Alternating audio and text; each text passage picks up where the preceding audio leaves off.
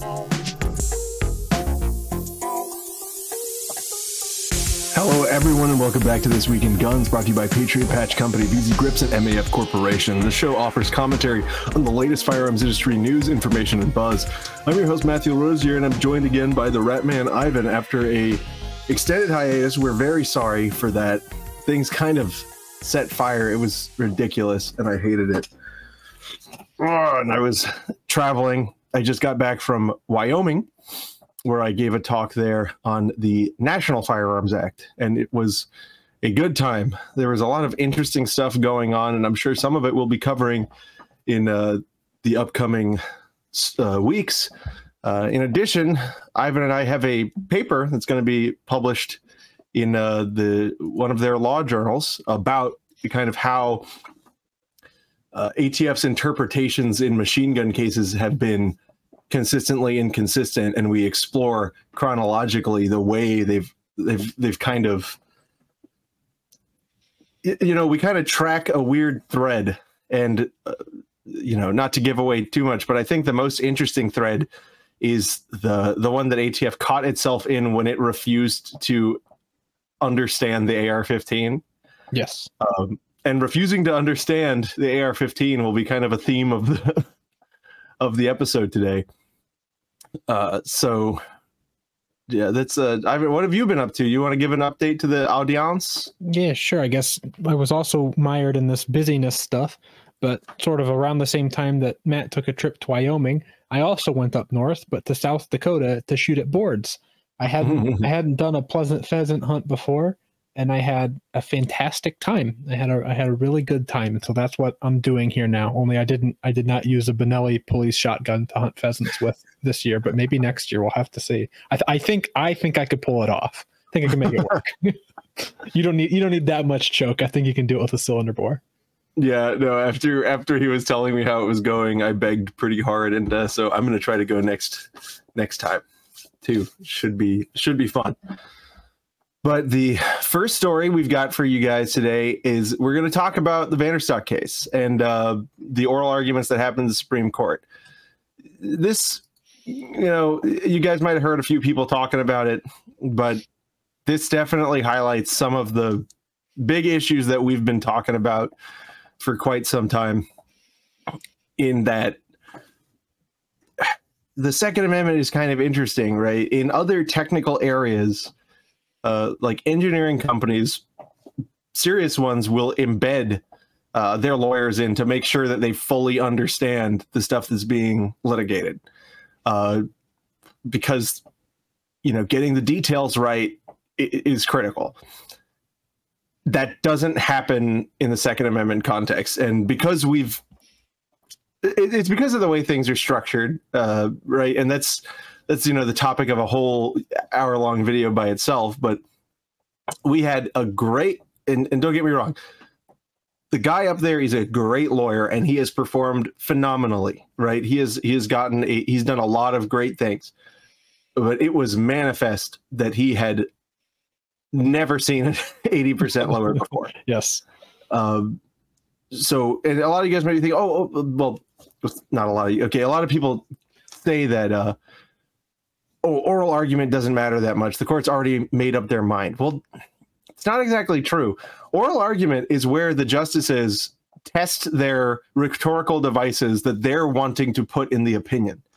And if you trip them up, right, or show them an inconsistency there, you do have the power to shape the opinion substantially. Maybe not in the final conclusion, but in how that is arrived at. Like the little details, right? The use of this word instead of this word, like should instead of may, or must instead of can. You can end up shaping, either blunting an edge that's cutting against you, or honing an edge that's cutting in your direction to sort of effectuate the language that the justices end up picking when it comes time for the opinion to drop. Yep, that's 100% true. And so, like, some examples, there were some softball questions that were thrown that the pro-gun lawyer, you know, just fumbled.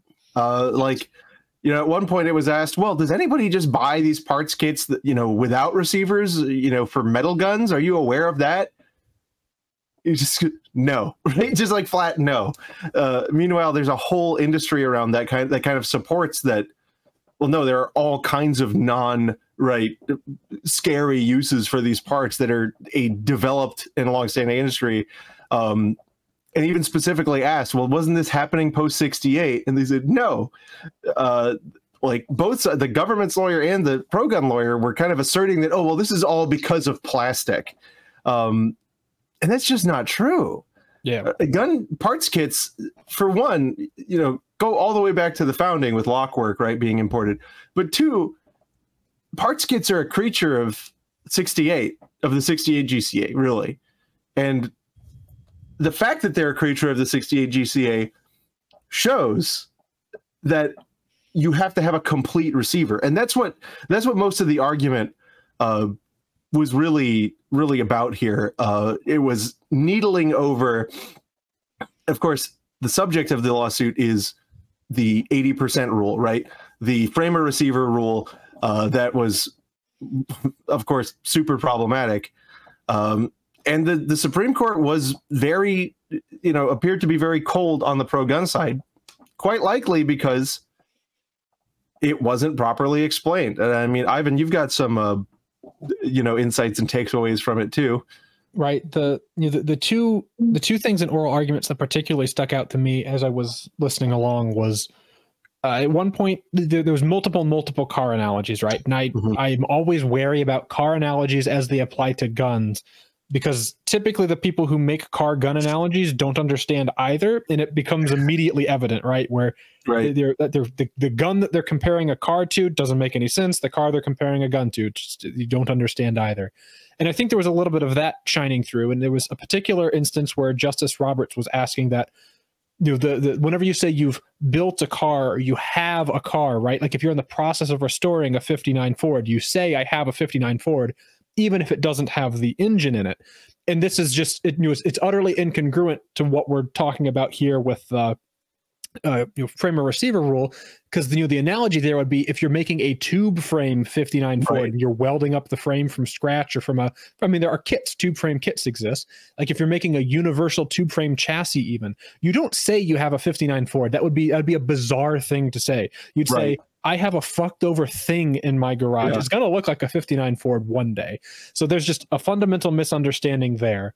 And then, especially that. And then, of course, the pro-gun lawyer was like, well, yeah, but, you know, so accepting it, right? Instead of being able to say, well, no, you're talking about a complete 50. And the other thing is, if you're working on a 59 Ford, you've got a 59 Ford frame that was made at the factory, right? With all of the bits in it. The fact that you've taken the bits out of it doesn't mean that that frame was always completed, right? And that frame is still integral. But like you said, if you've got a bunch of tube and you are planning to do a road course car or a tube chassis, before you've welded the tube, no one on the planet would say they have a 59 Ford tube car. They'd say, if anything, they refer to it as like, oh yeah, that's my project. It's gonna be a 59 Ford road course, right? That's what it's gonna be. Or they'd say, you know, oh, that's my Ford project, you know. And that would cut perfectly in our direction, but they just kind of rolled with it. And then the other thing was, you know, like he said, well, nobody who does one of these kits, like that's not the same level of satisfaction as working on a car. Right. Like he talks about, you know, Justice Roberts, you know, goes on further to say that, like, well, you're working on your car, you'd have some satisfaction, right? Because you fixed it up or whatever. But he talks about drilling one or two holes into a piece of plastic or metal. You know, that you wouldn't get a sense of satisfaction from that, right? And you know, the pro-gun attorney answers that question by saying, I don't know what someone would get out of this. And I think, again, it's a fundamental failing, because this isn't even something you have to have hands-on experience, right? You don't even have to have done it. All you have to do is like maybe spend 5 minutes reading like, the AR-15 subreddit, even, where every Tom, Dick, and Harry that has ever bought an upper and a lower and snapped them together thinks that they are gods gift to AR-15 building, and they think they have built an AR-15. They get immense satisfaction from snapping 2 pins together, right? Right. And I'm not, I'm throwing shade that direction because obviously there's, of course, there's a little bit of gatekeeping that I want to do here because it is more fun to do more of it yourself, of course. But the people get satisfaction from punching and installing 2 pins. Drilling 2 holes is a substantially more difficult thing than installing 2 pins. The people obvious answer love their P80s, right? They love them, and they always call it their build. Even like I've even called them that, right? There's just a thing in the gun community. When you put it together, you feel a sense of ownership. It's just like people who build computers. Nobody who's building computers is like, laying out silicon dies, right? Not nobody, but you get what I'm saying. People who say, "Oh, I built my PC," went on, well, it used to be Newegg. I don't know. Like I went on Amazon and bought all the parts and clicked them together. And nobody argues that those people built their own computers. Like and that's important. And that's a base level factual situation. Like the simple fact is people absolutely feel that way. And on top of that, the ATF considers that to be manufacturing, the simple pinning of 2 parts together. Yes. The ATF considers pinning 2 parts together to be manufacturing, so much to the extent that you need a license to do it commercially. So naturally, somebody who does it in their own home, right, they'd feel accomplished. They'd feel they'd accomplished something. And instead, that was left to die on the vine. And again, that you could have tripped up and again honed a sword to cut your way, but instead as the blade was slinging towards you, you just leaned into it. I'm not saying this guy's a bad lawyer. I wouldn't say that. He's an excellent, super well educated, extremely erudite, thinks well on his feet. But this is embarrassing. This performance is embarrassing. It's not embarrassing for him. Like I don't want people's takeaway to be like this guy screwed up because at the end of the day, his job is to argue this stuff. His job isn't to have infinite resources, right? Government lawyers have infinite resources in front of them. There's no excuse for them not to know this, right? Everything's on a dish, right? They're in charge. Everything's given to them as they ask for it. And they have a billion underlings that they can use. Right.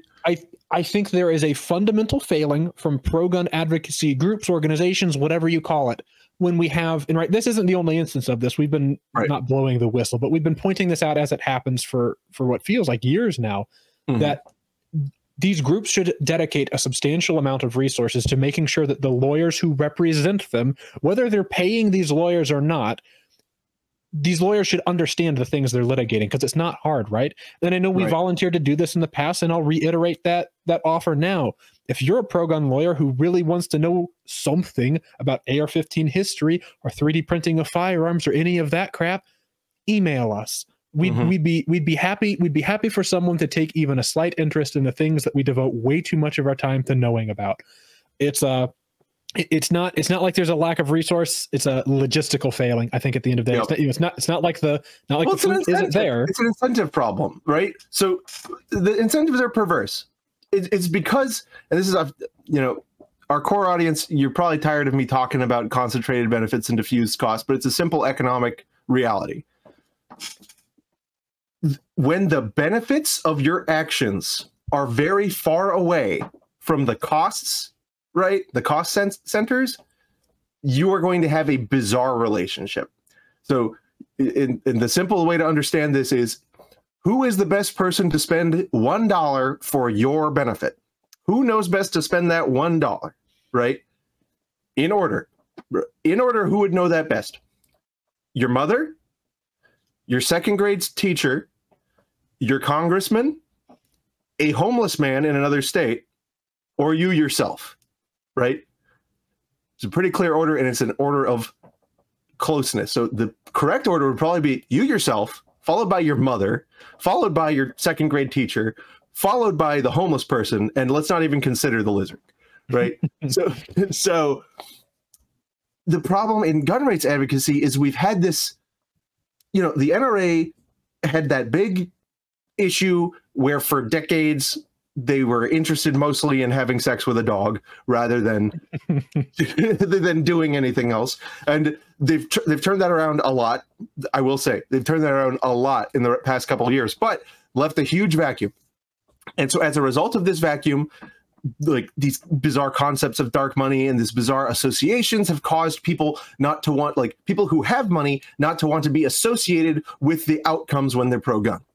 So we wind up with this like shadow group that pays a law firm that's doing 80% of the high-level litigation. And then it's like a snowball thing, right? Where they keep winding up with more cases. They're being paid by a person who's a representative of people who don't want to know who they are, right? To then litigate for this interest that they have no core connection to. So what's the incentive structure? The incentive structure is to keep working the cases, not to know everything about it, right? To know enough about it. It's very different from First Amendment cases where you have hardcore, devoted advocacy organizations with embedded attorneys. The Second Amendment attorney is incredibly rare, just like a true First Amendment attorney is incredibly rare. But the difference between the two is that there's not an infrastructure for Second Amendment litigation. And the groups that claim to have it don't. They just don't. There's the closest thing to like an in-house network. It's not even in-house, but it's like CRPA has Chuck Michel and his associates who are great, some of the best Second Amendment lawyers ever. Even that's a 1 degree of separation away. It doesn't exist. So the people who wind up litigating are white shoe law firm people that have to know about all this other shit. They're not Second Amendment lawyers. I think that the Second Amendment is worth, I think it's worth enough to have somebody who that's their only job, right? But the incentive structure right now is saying absolutely not. And people are, as long as people continue to support the system as it currently exists, there's no incentive to change whatsoever. So, and it's not just this, right? And again, I want to make it clear, I'm not bagging on like Cooper Kirk. Whoa, like crazy good law firm, right? Hilariously expensive, white shoes, a pointy head, academic, horrifying autistic people that are difficult to talk to, but litigate good, right? Awesome. Do they have all the tools to properly represent our interests? I don't know if they have the incentives to collect those tools, because we're like some of the only people even saying, yeah, hey, yo, you made a mistake. And then but that's not the only one. Look at what kept happening in the Illinois litigation, right? Remind the audience. Well, I mean, there's multiple instances of, and we'll touch on this more later, but even before their hand was sort of forced by the Seventh Circuit decision, there's multiple and repeated deferences to notions of AR-15 history that are just completely wrong, like this invented idea that out of a primordial soup of firearms development, there was the semi-automatic AR-15, and then also at some point out of this soup, we're not going to say when that was, there was the M16, and it was select fire, and it was only ever called the M16. That's the history, and then that's how it is. And then the M16 is the military, and the AR-15 civilian, and it's a gross simplification. We really look bad when the Everytown lawyers are right about gun history. Right. When they know more about the AR-15's history than the sort of gross oversimplified version that it seems like, and again, not as a dig. Well, oversimplified would imply that it was correct. Right. So like they're just wrong, right? We've seen it in the Seventh Circuit with other groups and their selected white shoe attorneys that just go up and apropos of nothing are like, well, of course the NFA is constitutional. Of course the NFA is constitutional. Well, like, just like hand grenades aren't arms, machine guns aren't arms. Like, right? The fuck did you say? Well, and even if you're one of those people that's like, oh, don't like blah blah blah, like don't go after machine guns or whatever, it's fine. Be right, because if you are factually wrong and demonstrably factually wrong, and the other side points that out, it looks bad. It looks bad, and then you look like a liar, right? And if you're the people who are advocating for gun rights and you just don't know your stuff, and like, this isn't hard information. It's information that's fundamental, published, easily available, and they just don't care. And so if you don't care, you're gonna wind up having bad situations like this, and it's gonna make bad opinions. And then guess what? And people who I've gotten so frustrated with the people who've given us pushback, right? Saying, oh, oral argument doesn't matter, oral argument doesn't matter. It does matter, because each sentence, right? Like, we have people, the primary argument for people who think, oh, there's no way like machine guns could ever be constitutionally protected. Their primary argument is one sentence of dicta from Heller that doesn't even say that. Yes. But that's the shape of the opinion. And the opinion was formed by the tests of rhetoric, large part at oral argument. So it is very important. And I think our rights are very important. And I think they're worth being right about.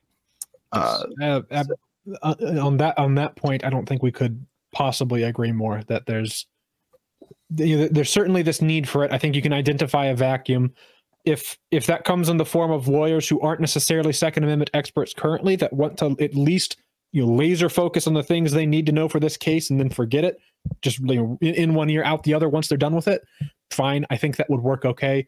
But I think what would work better is if you had gun rights advocacy groups focus as hard as they could on grooming, essentially fresh out of college, or fresh out of not a dissimilar experience to you, where you've gone and you've seen some of these NGOs and how they work, bring you in and then just groom you to be a gun expert. Like, all you're going to know about is the AR-15 and the history of its litigation. That's it. You're going to know nothing else. You're just going to be our expert on that. And if a different gun rights group needs you, we'll lend you out to them.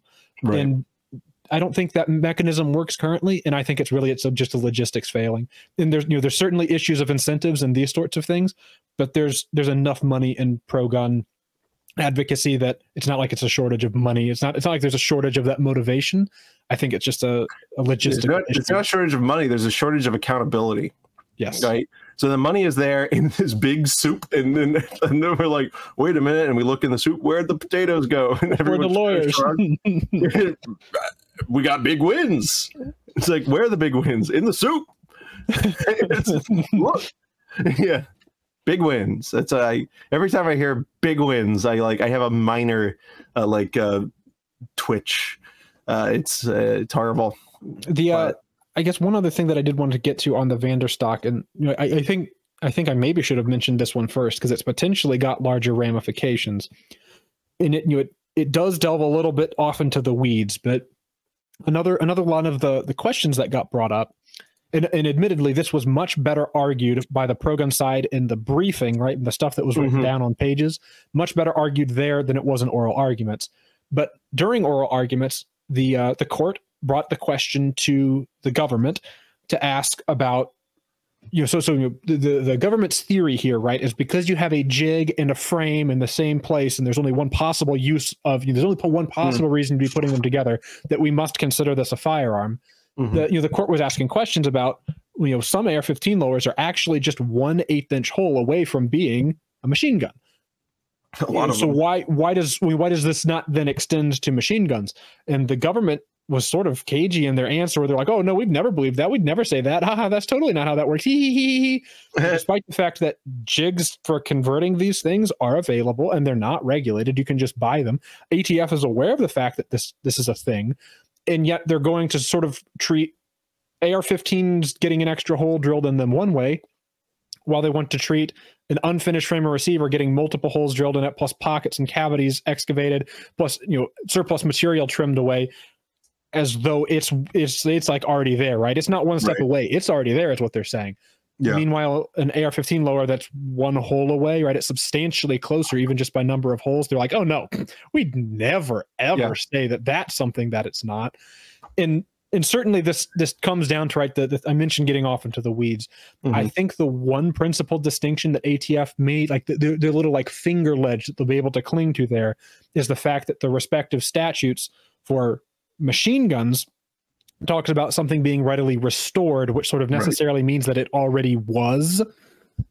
Right. Meanwhile, and again, the restored, so far as the courts have pointed to, they haven't answered if that's like physically, as in this used to be in a machine gun, but it now isn't. It's like a DWAT sort of a situation, or if it's temporally, where like in terms of how the gun was designed many, many years ago, it had this hole, but then they took the hole out, but you could put the hole back in. They haven't actually answered which way that works. And it's certainly in the 1960s, Colt thought it was the latter. And that's why they sort of went overboard with the denials. They did all kinds of weird stuff. Yeah.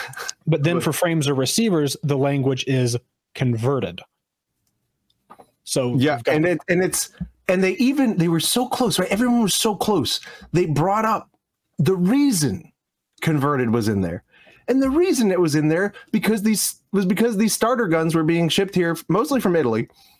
And it was just a gun. It was just a straight up gun with a lead plug in the barrel. And if you melted it out or even shot it as a starter, it would come out sometimes.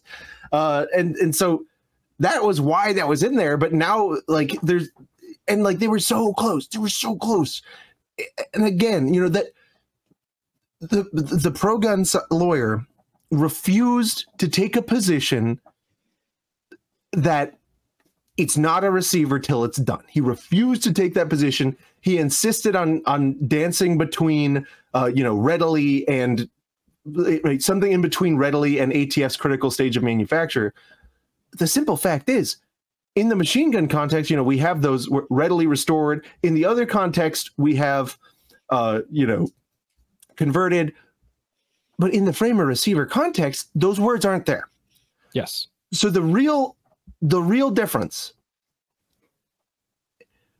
because if you assume readily restored to mean it's ordinary usage, right, which is that it once was and now is being restored, which is consistent with the usage of the term readily restored in the NFA, because it was designed only to, and earlier ATF revenue rulings even recognize that this is designed for, it created the DWAT program. Yes. All about the DWAT program, which are things that were machine guns, were made not machine guns, and then eligible to be brought in. And then later on, they changed their mind and considered those things that were, but now weren't, to be machine guns still. If you understood that, you could easily make the point that, well, hold on. If we're talking about this one whole thing, right?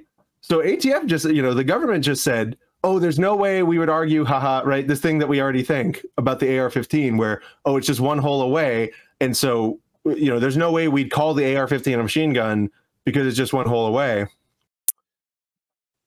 Well, why is that? Well, it's because then you'd be changing the statute because it doesn't say anything about converted there.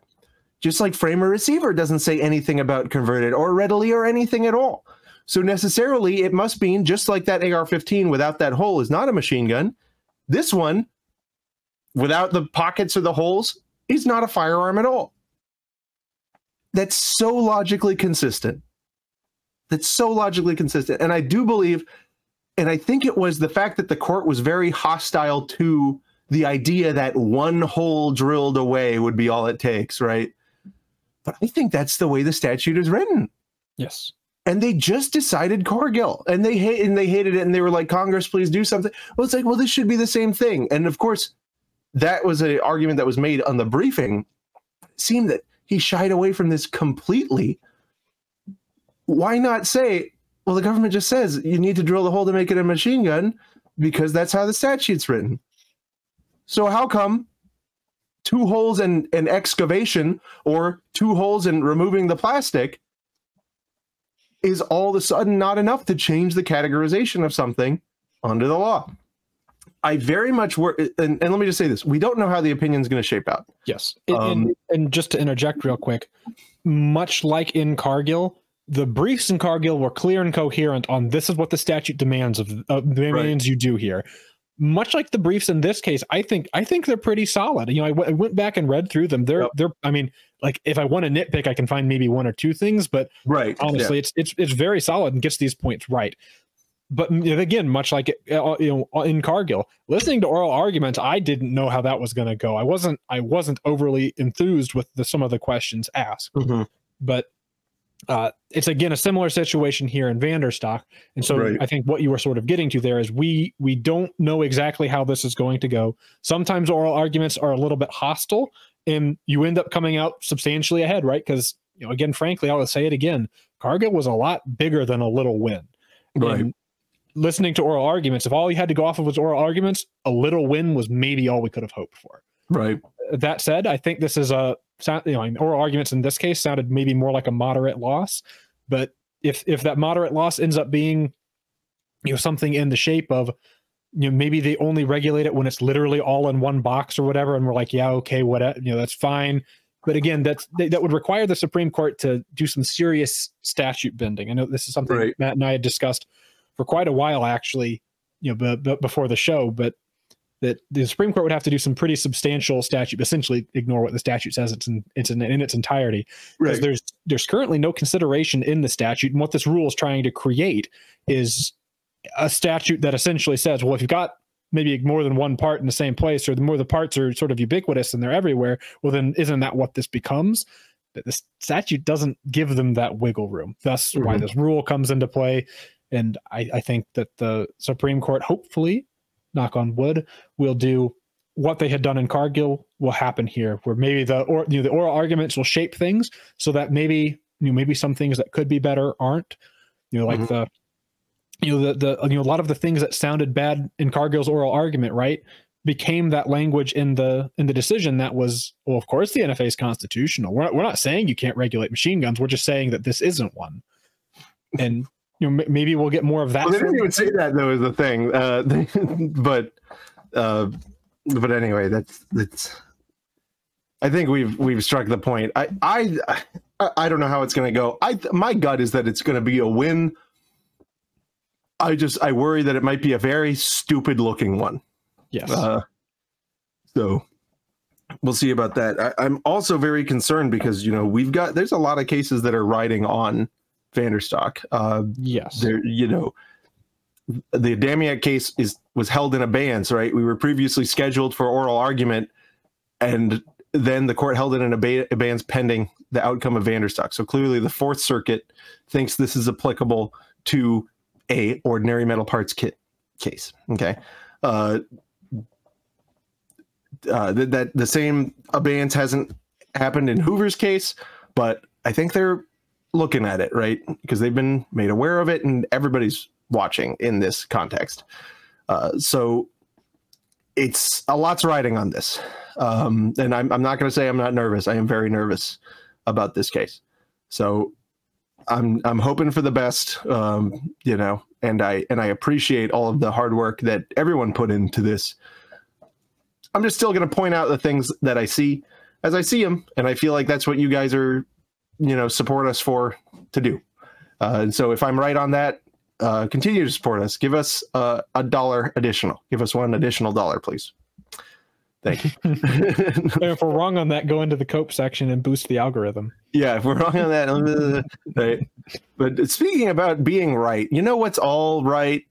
VZGrips.com, guys. VZ Grips, make it your gun. These grips are hot and they're good. And you know what I was doing today? I was playing with, I decided I was like, I'm going to look at my Smith & Wesson wheel guns. And I picked up my 19-4. And I'm like, yeah, this is a nice gun. And I forgot that it had, stock grips on it. And I was holding it. And I'm like, I want to play with my 25 too. And I picked up my 25-2 with those hyena brown Smith & Wesson end frame grips from VZ Grips. And I was like, oh, right. Yeah, this is how you're supposed to do it. So, guys, if you've got a good wheel gun, go on VZ Grips. You owe it to yourself. And use promotional code THISWEEK15. That's THISWEEK15. Get yourself a fat discount on these grips. Or if you have another gun, such as any of the whatevers that they have here. Chisel shotgun stocks? Oh, that's interesting. Go on, check the website out, guys. They're a great Florida company, and that means you should pay them. VZGrips.com, promotional code THISWEEK15.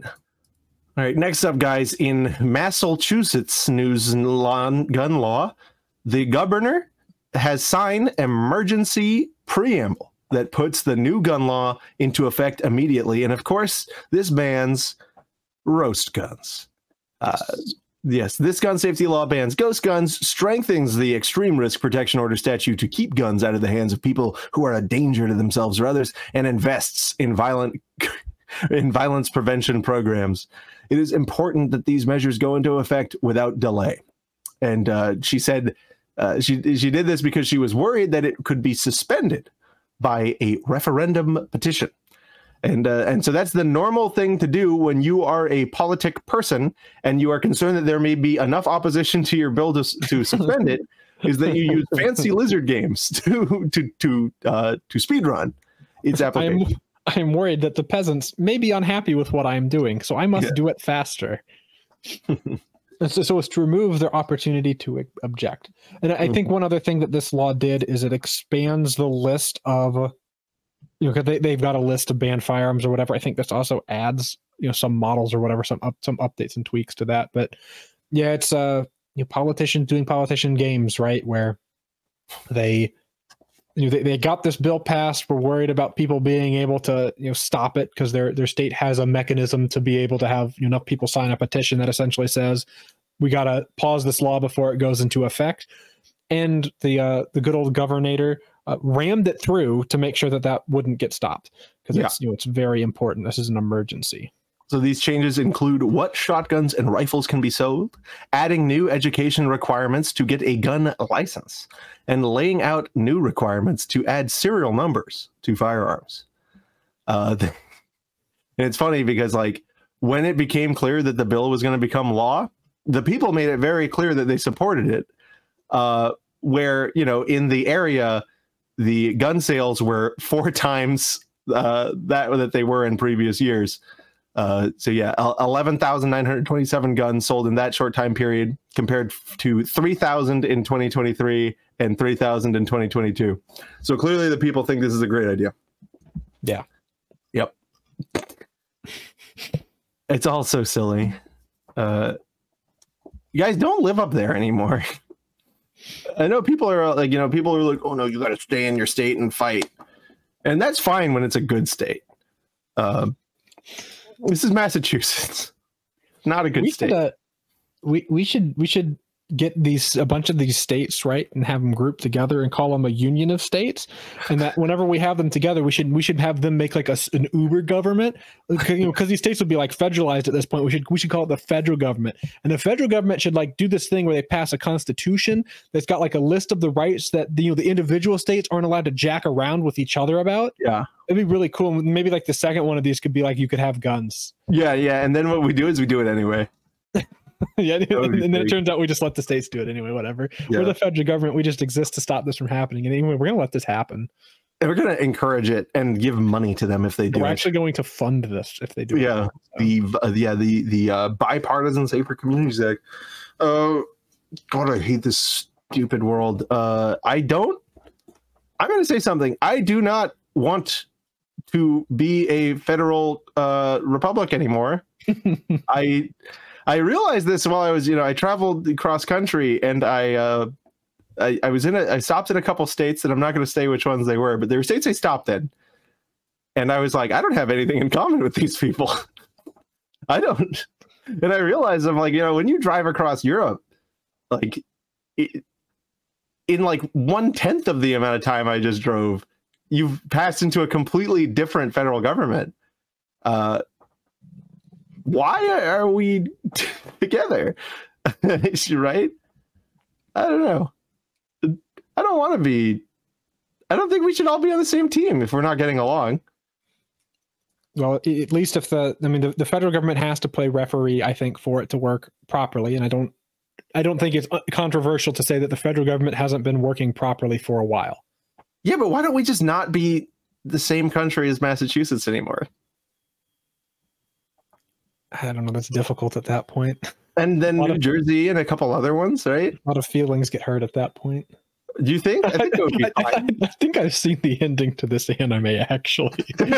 It wasn't very good. What if it was different? What if this time we did it with a nice time?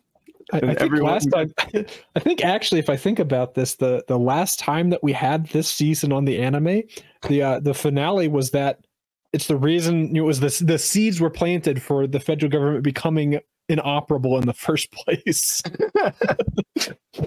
It's like the only way that we can keep this country together is if we jack fuck the shit out of our federal government. Okay, cool, fine, whatever. It's not a big deal. All right, government, here's your steroid. There shouldn't be any repercussions for this, right? Yeah. And your ketamine. Don't worry, you'll wake up in 100 years. Oh boy.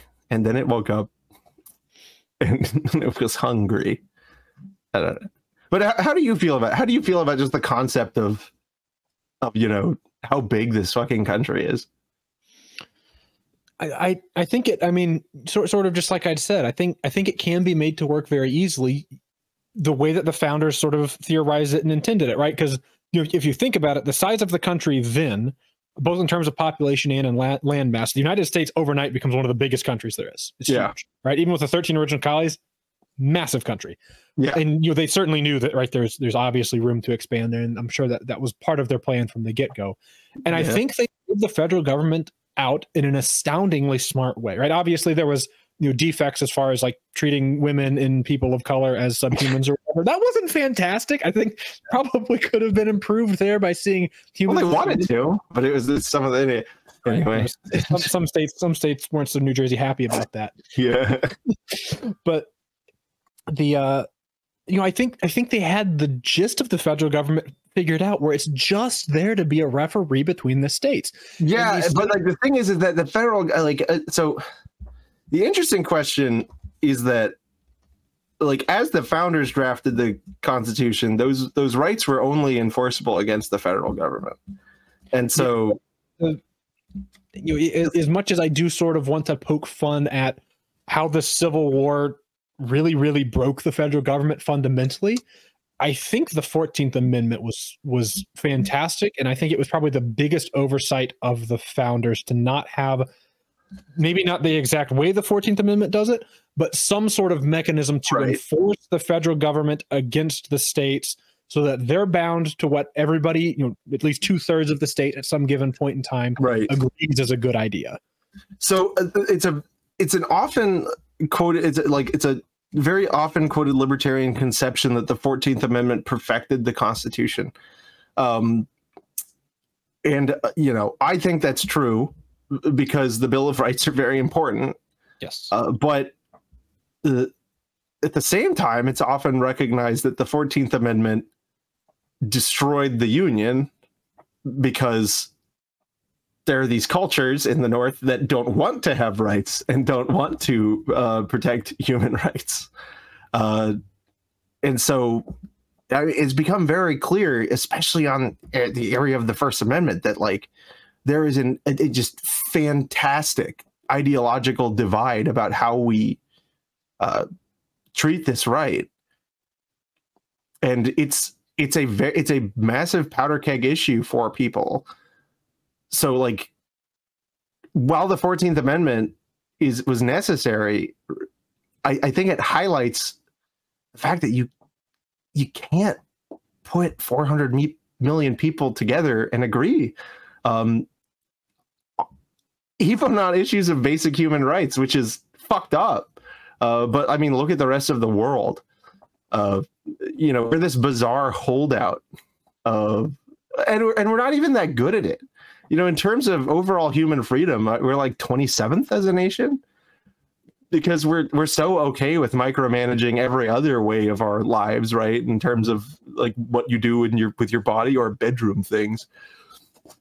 I don't know, but we're probably getting too pie in the sky on this. Sorry, guys, I'm tired. too politically out there, but I do think it's workable. I think you can have a country this large. I think I think there's a twofold failing. I know you're trying to segue away from this, but I'm just so deeply interested. I think our audience probably likes it too, unless they're like, "That's a weird guy." I think there's sort of a twofold failing in the country that sort of led us to the position we're at. And again, I'm not trying to be a doomer and say it's too far gone. I definitely don't think it is. I think people feel that way, especially right now because there's an election looming or whatever. But avoiding that particularly prickly subject, I think sort of the two major failings is that, I mean, maybe this is my perception, right? But okay. I feel like the national identity that Americans have had historically, I think it's more disconnected with any sort of touchstone in reality or the Constitution now than it has been. Of course, I'm young and I'm probably potentially talking out of my ass there, but I don't, what I mean by that is, especially at various points in times, especially if you go back and look at the times that America sort of embroiled in a serious war as it tends to find itself, you have a national identity in we've got to win. And that sort of gives people something common to believe in and fight for. Whereas I think especially now in sort of our first time in peacetime, I think in my entire life, the things that people choose to believe in is so ridiculously localized or regionalized, or it's, I don't want you to have this right, I want me to have this right. And it sort of becomes this this fundamental disagreement, and it boils democracy down to, I'm not sure who's the thinker guy, the guy who's paid to think that had said this, but democracy is sort of everybody can sit down and agree that democracy is good and great or all, but really democracy is a proxy for a war, where if we decide that like 51% of people think it's got to be this way, well, if we fought about it, the 51% is probably going to win, right? So we just agree not to fight about it, and the 49% are subjugated because they'd be dead otherwise, right? Dead or subjugated and slaves or what have you. So democracy as a proxy to war, I think you can sort of escape that reality by having a national identity. And I think at the same time that this national identity has either become clouded, or these sort of the secular political identities in the country have sort of tried to capture the national identity, where like national identity means what's best for me and what's worst for you, because fuck you. I think at the same time you've had this happening, you've sort of got this decline of, of course, we're going to lose some of the audience on this, I think, but like religious values, right? Where people's belief in a set of morals now is so hilariously degraded. And I don't know that that's necessarily a loss of religion's fault on its own, but I think it's also and I don't want to blame social media entirely, but social media, I think, has played an enormous part in dividing people in such a manner that they don't see their fellow human being as their fellow human being, that you've sort of become so separated from reality that you're living online, right? You see and interact with more people online, and that's sort of what you sort of take away reality as being. Meanwhile, the interactions with people in real life are so sparse that, I mean, you really don't have that. And you could scripted, right? Right. You could point to examples like the people don't know their neighbors these days, and they don't go to real life places and hang out with their friends anymore. There's not the mall, that that stuff's all gone, right? It's been taken from us.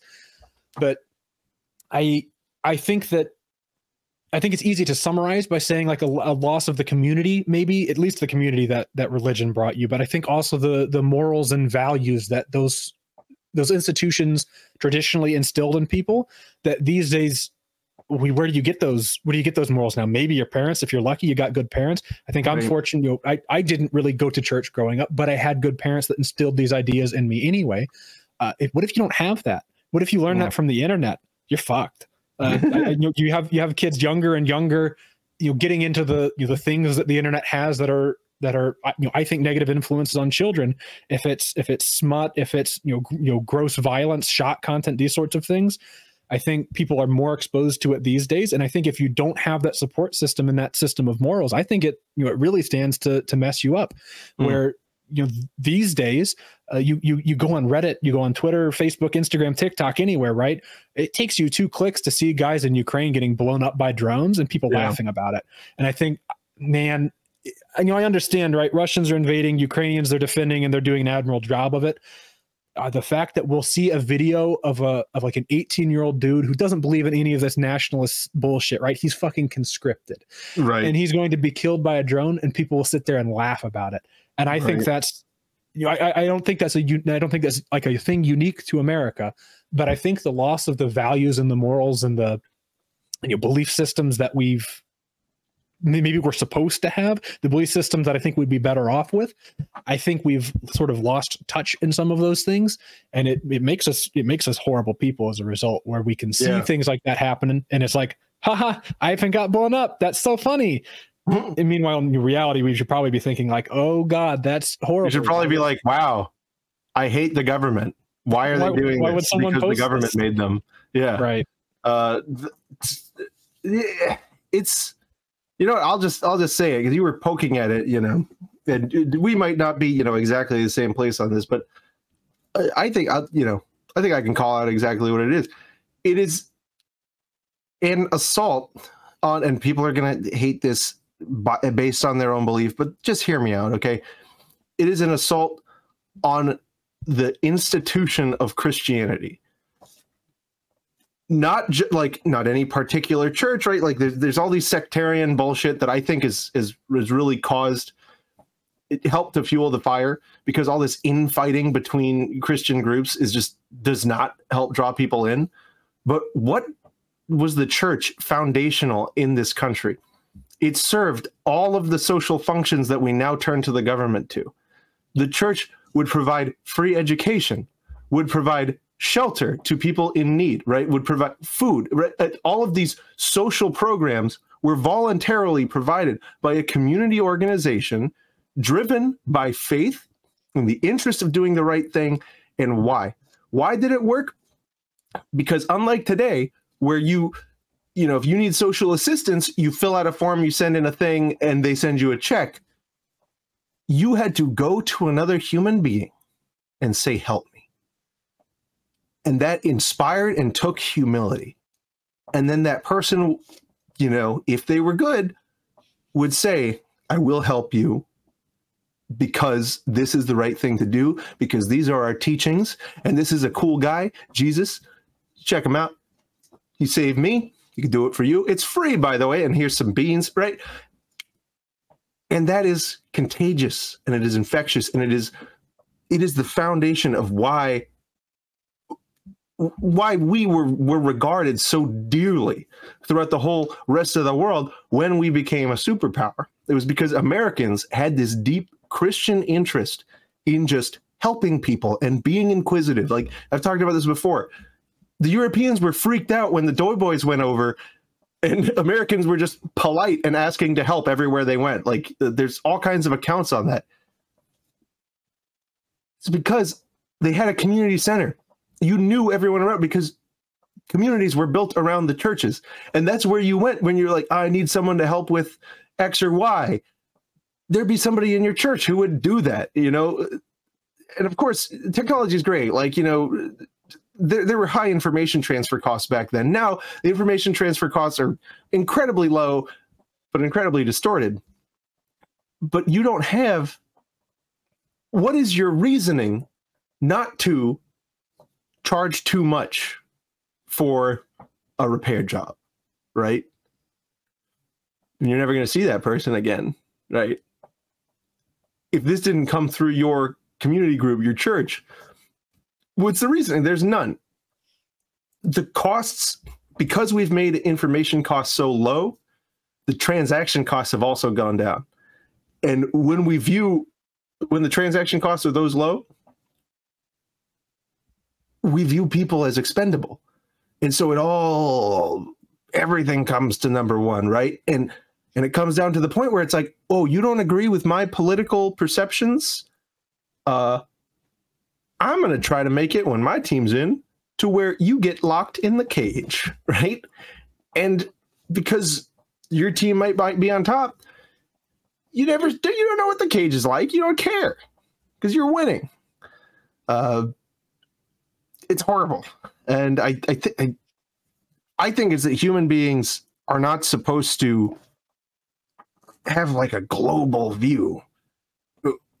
I don't think we have the capacity to extend our empathy that far. I feel like we're supposed to be grounded in communities and relationships, because that's how physically we could keep going. And if you look at the places in America with the highest populations those are also the places that are de-churched. Like Orlando, one of the biggest cities in the Southeast, one of the #1 places of churches closing down. That is not good. And I saw that, and I tried desperately and I found a great church, and guess what? Closed down. It sucks, and I don't have a solution. I'm just here to complain and whine and hopefully maybe inspire you to check it out, right? See what it's like to just interact with other people. And you know what you'll find a lot of times you'll find that they're awful, but that's okay. Go to the next one, you know. But that was a long ramble about why the country is fucked. I don't think a country could be this big, bro. I don't think it can. Even if we had communities come back, right? I think that would solve things at the local level, but I think that the differences between people that far apart, just geographically, I don't know if they can be reconciled. And well, that's why the Constitution, we're supposed to have representatives by population, and they were like, oh, let's not worry about that anymore. It might be because I kind of knew that you can't have one person representing the interests of millions. Right. You just can't. And it's not, at a certain point, it stops becoming a representative government and it becomes something else.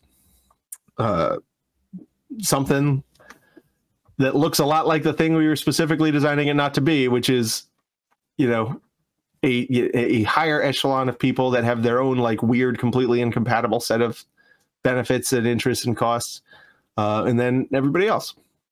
And I think just really quick to bring that full circle then is I think you have to fix the federal government back to how it was meant to be, where it's, it maybe with its 14th Amendment edition, right?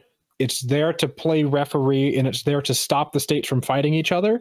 And it's there to enforce a Bill of Rights, but it has to do these things. Like, it can't just sit there passively and let Second Amendment, First Amendment, whatever get violated.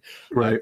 In fact, it's kind of bizarre that the federal government isn't more aggressive about that. Of course, I say this knowing that then if there was a anti-Second Amendment administration, they would then do the inverse of that, right? Where you have the federal government suing gun parts companies or whatever, something awful like that. But of course, I am wishing some amount of evil into the world by giving the federal government that power. But I'd like to think that you could have, in an ideal situation, a federal government that does actually just exist to defend the Bill of Rights for the individual against the governments of the various states.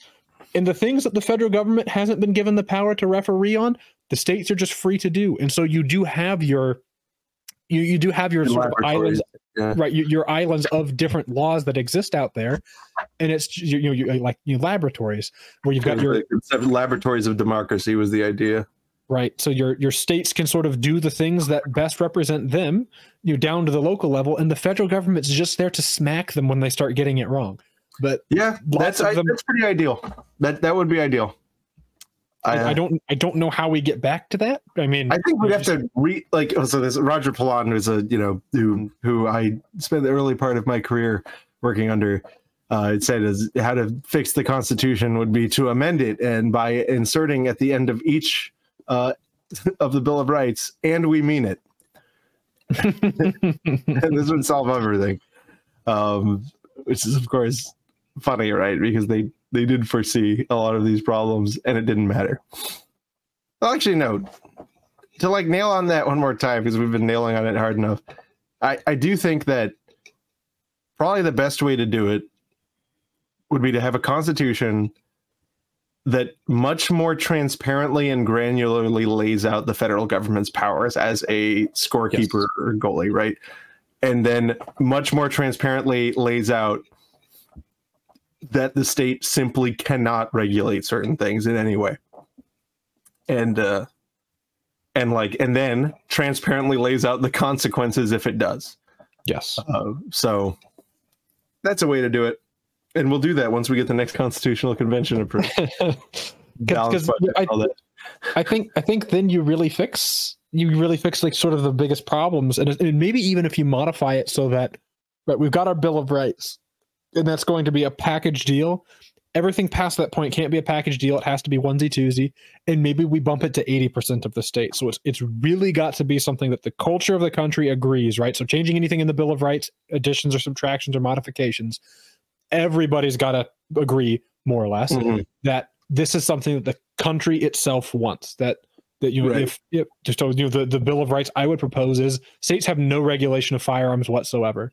Nothing firearms, nothing downstreams of firearms, nothing prerequisite, nothing arms or accoutrement, nothing. Just get fucked. You don't get to, right? That compromise has already been made. The federal government says you can't do it, and that's it. And maybe if 80% of the states wanted to get together and say, well, okay, but can we maybe just put like a 2% tax on them? Could we maybe just put a 2% tax, less than what regular sales tax is? Could we do that? Maybe if 80% of the states come together and agree, maybe. Right. But that is what hopium mixed with copium looks like, because we're not going to get that, but it sure would be nice. Pure cope. But anyway, speaking of whatever, look at this, the 9.95 pistol. If 80% of states agreed that we could ban this. This is I tried to want this. And I don't know what these are like. So there's the regular 9.95 pistol, and then there's the 2XRB, which appears to be the same thing. Bigger magazine. You got a bigger magazine. And then the RDCT 2XRB, red dot and magazine. Some trace red dot on it. Damn. Yeah. Why do those need to have different? Anyway, this is awful. Yeah, I mean, I understand what they're doing. My suggestion to them would have been make it the size of a Tech 9 and it might sell one. Yeah, no. So this is the High Point 995P. So it's the pistol version, and it has how long is it? Yeah, 13.25 inch barrel, which is the barrel length we all want in a 9mm pistol, and a 20.75 inch overall length. And it's got like this vestigial 995 stock remnant that has a pick rail on it that you can unscrew and put a buffer tube in for like the most hilariously long length of bill ever devised. It's really something, and I'm going to buy one, and I hate that. So. It is kind of strange to me. They wouldn't, like, whenever I sort of saw the initial teasers for this, my assumption would be, oh, like they've made a double stack 995. Well, no, didn't do that. But they made a sort of funky pistol version that's simultaneously not short enough to really be a pistol version, like a Tech. Because, I think it would be a halfway successful product if they took this thing down to a 5-inch barrel, right? And so, of course, at this point, you would say, why not just have a High Point C9, but then make it ready to take a brace, right? And then charge like $250 for it. I think a market exists for that sort of a thing, like a Tech 9-ish that's ready to take a brace. Well, this is almost double that. So, the MSRP. That's yep. Well, anyway, guys, speaking of good MSRP, guys, MAF Corporation has all of the items that you need. Check out the locking blocks. Whoa, that's an introductory price. It's a great deal, $9.99. Whoa, Glark compatible lower parts kits, $29.99. Oh my gosh. Wow, that's a good price. You should go and buy several. Of course, trash is always available. And go to the website, guys, maf-arms.com, and don't forget to use promotional code FUDBusters to get you a big ol' discount, a little discount on your little odor. Next up, we have the state of Maryland and Anthony G. Brown doing a little updoodle, and they're saying, Mr. Supreme Court, we need more time. We got a bridge went down last year, and we need to work on the bridge, and we got other cases, so we need, can we have 30 days? So yeah, the The case here, of course, is it's now known as Snope. It was previously known as Bianchi. This case has been bouncing around for so long. I think there's been like 5 different party lead party name changes, right? Because there's been attorney general's changes in Maryland's part. Like I remember when this case was Bianchi v. Frost. Wow, aren't I old? The case has changed names a bunch of times, but at this point, it is at the Supreme Court. They are appealing a seriously disfavorable decision from the Fourth Circuit Court of Appeals. Yes. I'm gonna take a hit of this copium. I think that I think they have to grant cert on this one. This is the case that they GVR'd after Bruin. Right. It's been back to them twice since then, and both times they punted because there wasn't a final decision. They've got their final decision now. It's some dog shit, pants on heads, clown shoes, idiot, like. Because again, this is the Fourth Circuit that was trying to divine, like, well, if it's more like a military gun, we can ban it. Bruin didn't fucking say that. There's no text history and tradition for that. If you get into the text history of tradition, it says the opposite of that. That if there's to be a permissible regulation, it's probably going to be on the more sporty ones and less on the military ones, because the military ones are probably going to be better for the sorts of things the Second Amendment was written about in the first fucking place. Yeah, so, deer, gun. Yeah, for the modern sport. Guns. Yeah, for that was a funny tweet you had where we sit here and espouse these truths about the Second Amendment and the non-sporting nature of the history of the AR-15, and then your prime collection of firearms is a sporting 22s. Like, here, let me pull up this tweet. my prime collection is like the sportiest, long recoil shotguns is sort of my forte, but just like a crap ton of shotguns that have no tactical shotgun. I've got one tactical shotgun, right? Yeah. And it's the Benelli I'm holding in the little picture. Yeah. So this is my tweet was me, the Archduke of cheap 22 LR agricultural environmenting firearms, speaking simultaneously with Navi Go Boom, the high autist of sporting shotgun collectors. The AR-15 is not a sporting rifle, and the Second Amendment has nothing to do with sports. so we're serious because we don't actually buy into this shit. Yeah, no, it's like we are the sportiest sportsmen, and like I'm the farm guy. Like I lost my shit when I found a 22 semi-auto that was specifically made like for Argentinian farmers. I designed a 22 LR utility firearm that gets me going, and Ivan of course got me into long recoil luxury and non-luxury shotguns. So like we have hilarious sporting gun collections, and we're like, stop talking about this. It doesn't fucking matter. It's dumb, this dumb shit. But I am convinced, right? Well, we'll find out here probably by December. We will at least have an indication of which way the court's going to go as far as granting cert. I think, regardless of how the election goes, I think they're going to do it. I think the way the election goes, again, our impartial courts that aren't swayed by such insignificant things as elections, I think that they will be so not swayed that the way the decision is shaped I'm going to come out and say it. I think it'll be shaped substantially by the way that the election goes. All right, stop beating around the bush. I think it will be, and I think that's just a natural result of how partisan the court has become, for better or worse. It's for better right now, by the way, as far as I'm concerned when it comes to gun rights. But as a single issue person, thinking single issually, I don't think it's in a bad spot, but it could be better. And I think they will grant cert on this, and I think this will finally be the one to sort of deal with hardware bans. However, the hardware ban they're dealing with here is one that's assault weapons only. It's not one that's no magazines, just assault weapons that are going on here. But I think the court probably prefers that, because this way they get to be very picky, choosy, and particular about their language, and they get to have a second bite at magazines another day.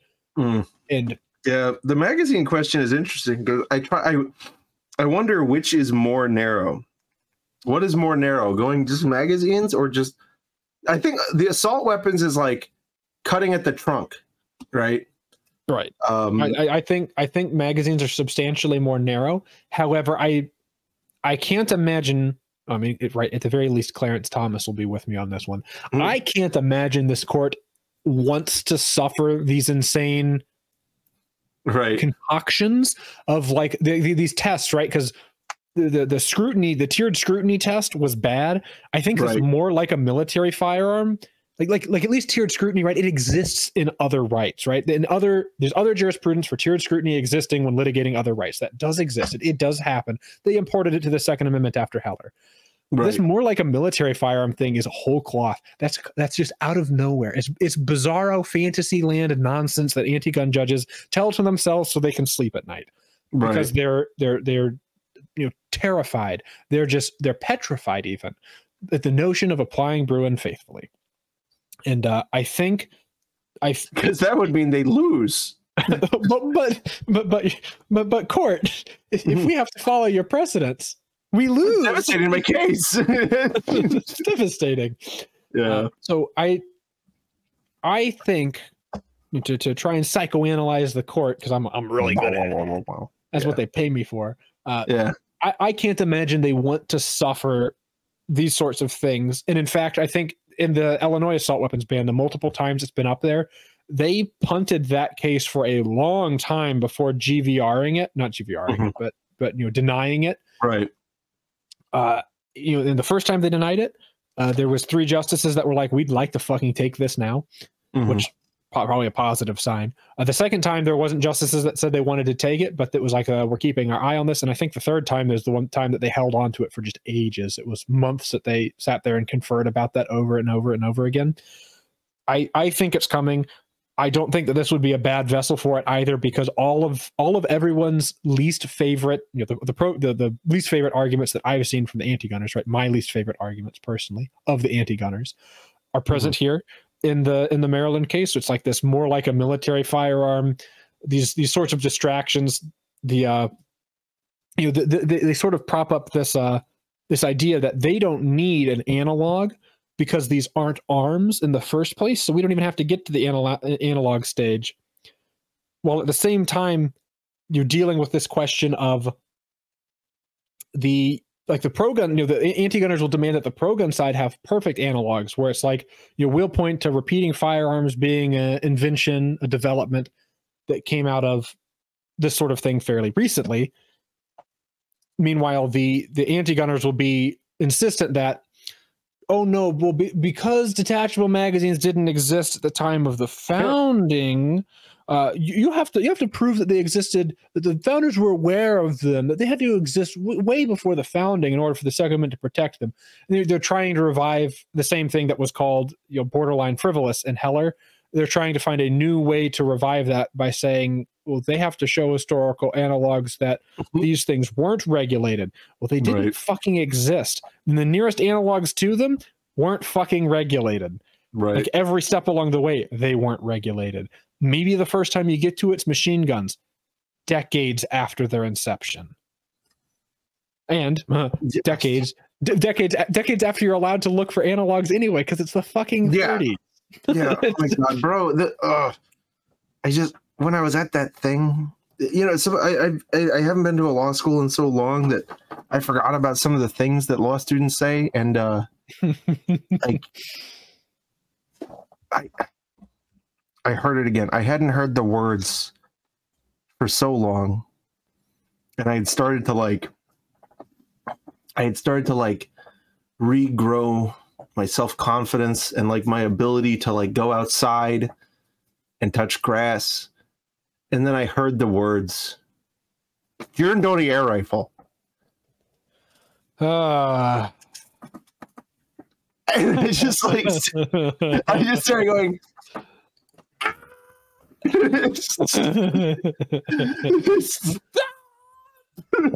I'm like, don't say puckle. Don't say puckle. What about puckle? They didn't say Peter puckle. Girandoni air gun. Yeah, they didn't say puckle, but like, oh, that happened, and I just thought I knew you'd appreciate that. Yes, but it's like that is just so hilariously fucking counterfactual and unhelpful to bring up. Like Did you know that there existed for a minute this bad gun that didn't work? The founders were really interested in it and found it too expensive. Yeah, they played with it and they bought two and they were like, this is cool. All right, let's move on now. Yeah, and the Austrians had some and they lost. So yeah, how did the Austrians fare? Yeah, well, anyway, these were really good guns, and yeah, these were so good. They were super salt guns. I feel you could, if the pump didn't explode, you could get 20 shots. But yeah, it's, with muzzle energy almost equivalent to 32 ACP. But I think it was a little bit better than that. But you guys get the thing.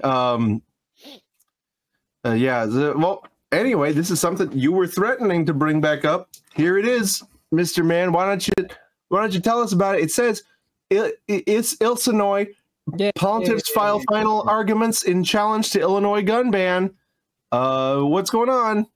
So this is partway hand in hand with this case by way of the Seventh Circuit adopting the Fourth Circuit's horrible ideas.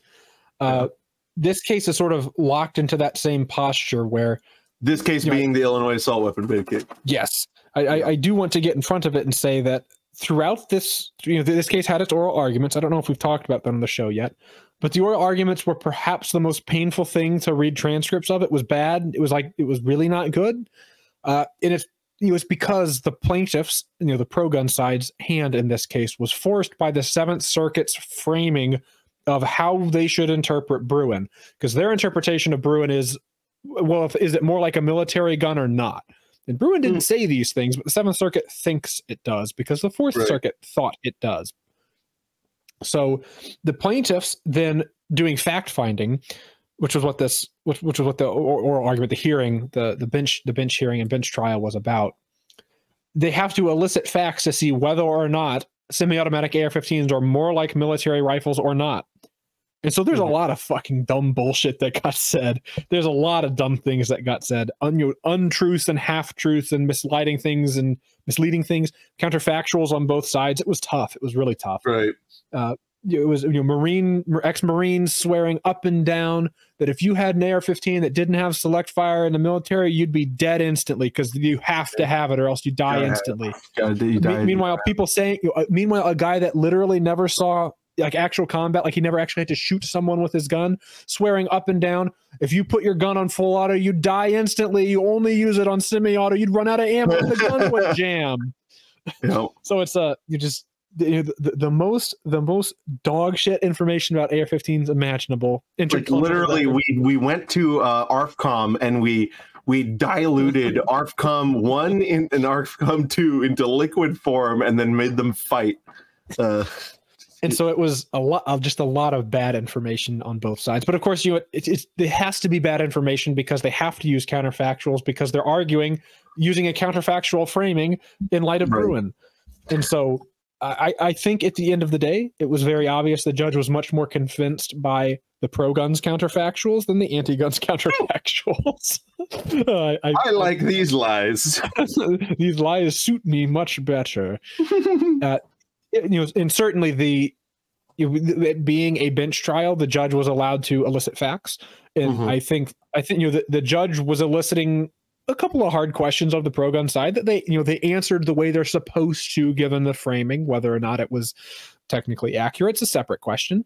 But the anti-gun side then was, when answered these a little hard questions, didn't answer them well at all. I think the judge saw through the things they were saying much easier. So the end result of that, right, is at that after the hearing, after this bench trial rather, both sides had to issue their they had to submit their briefs of what they propose as the finding of facts and law. So it's like, judge, you use these to write your opinion. Thanks. Agree with us, please. Right. We implore you. And the anti-gun side filed 3,000 pages after the judge specifically said, do not drown me in paperwork. I specifically asked for not this. And the anti-gun side, I think they sort of understand that their case is built on sandy ground at this point, because they said, if after reading all of this, you don't agree with us, please give us a stay. Please give us a stay. Please, please, please. When you enter an injunction, enter it with a stay. Please, please, please, please, please. Don't smash us. And so the pro-gun side's finding of facts and laws is also fairly lengthy, but it's not 3,000 pages. And I think at this point it becomes a waiting game. Eventually, we'll have an answer. That said, in light of the fact that I am at this point convinced that Bianchi/Snope is going to be taken up by the Supreme Court, I think that this will get stayed until there's an opinion there. And so hopefully the way that this shakes out is it gets to the Seventh Circuit. Not much happens to it at this, we win at the circuit level, I'm pretty sure, in the Illinois case. It then moves to the circuit level, back to the Seventh Circuit. Probably we'll get the same panel because, of course, that's how it happens. And they'll be ready to poop all over it, but we'll then stay it, hold it in abeyance until we've got an answer from Snope/Bianchi. And then once we have that answer, it should be informative. The Seventh Circuit will kick it back down to our guy in the district court who's hated this case the entire time. Well, he's hated the state's side of this case the entire time, right? He gave us a preliminary injunction even. And he will then have to hash out whatever the Supreme Court says in Snope/Bianchi. This is me reading tea leaves to some extent, but that's what I think would be a nice scenario if that ended up happening. But all that to say, the Illinois case is proceeding, and maybe there'll be a Freedom Week at some point. And Judge McGlynn, if you're listening to the show, it'd be really funny if you dropped that injunction right before Thanksgiving break, just because I sort of like how the implication would work there, because it's really hard to get an emergency stay during Thanksgiving break. Just an idea. It'd be really funny. Some next level shitheadery, but yeah, that would be actually pretty big. All right, next up, we got a Connecticut whose laws changed so much that I haven't been able to make that state law video on it because it just keeps changing and I hate it. But yeah, so we have here Connecticut state attorneys. Hunting rifles are not constitutionally protected in Connecticut. What is going on here? So during oral arguments, the government was asserting that, of course, these things are not protected by the Second Amendment, blah, blah, blah. Assault, evil, bad rifles not protected by the Second Amendment because they're not used for self-defense, right? Because this is actually common in both the Illinois case and the Bianchi-Snope case. I should have mentioned is that the other bad faith application of Bruin is that, well, Heller said it's only if they're useful for self-defense. Not what fucking Heller said. Didn't say that at all. But the anti-gunners pretend that self-defense is the only way a gun can be protected, which is certainly something the Supreme Court will want to correct. In fact, they've already said it twice in both Heller and Bruin. So maybe they just got to say it again specifically.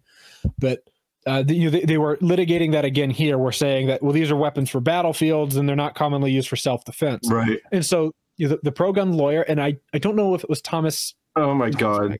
Barry Arrington. Barry Arrington was arguing this, and Barry Arrington is a gun person. He does understand what he's talking about when it comes to guns. And he asked the question then, do you then think that hunting rifles are protected by the Constitution? So sort of by nature of, he asked specifically semi-automatic ones, but semi-automatic hunting rifles, are those protected by the Second Amendment? Because those aren't typically used for self-defense, right? There's a wide variety of semi-automatic hunting rifles anyway that aren't suitable for self-defense. And the state's lawyer said the fascinating thing of no. Yeah, which is funny because then you sort of like trip over everything you're saying and vomiting. Yes. Because like they always seem to have this bizarre hunt shoot backdrop, which it's funny because what he's saying here is internally consistent, right? You're arguing that the weapon itself has to be primary, like often used for self-defense, and which you have to be killing people every night with your every night with it. And so then when you go back down to the data, it winds up being that only my agricultural 22s are protected, right? Because they, but like, and so he says, no, they're not. And in saying that, he said, yeah, Connecticut restricts instrumentalities that are unusually dangerous. And here it comes.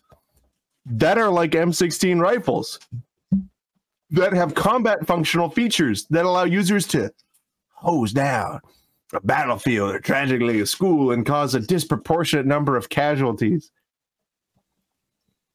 Like, I really hope that we can advance gun knowledge and gun rights to the point where like saying that is universally understood to be like brain dead. As regarded as it sounds. Yeah, as dearly regarded as it truly is. Yeah. He referenced, oh my God, look at this. Look at this. We are allowing this. We are allowing this. He referenced the bans of the M16. In 2008, the Supreme Court upheld a ban on the weapon in Columbia v. Heller. You know, there's pro-gun people who say that too. Yeah. He didn't say that. It said that. And this was like, it was a dicta that was to be, it was like a political, you know, dealing between the judges, but it said, regulations on you know, blah, blah, blah weapons, M16 rifles and the like, should they exist, will come to light in future litigation. Right. They were saying we're not answering this question that you may be asking, which is the one about M16s, and we're not answering it. Yeah, but no, they upheld the ban on a ban which they banned the M16. Mm-hmm. You can't get it.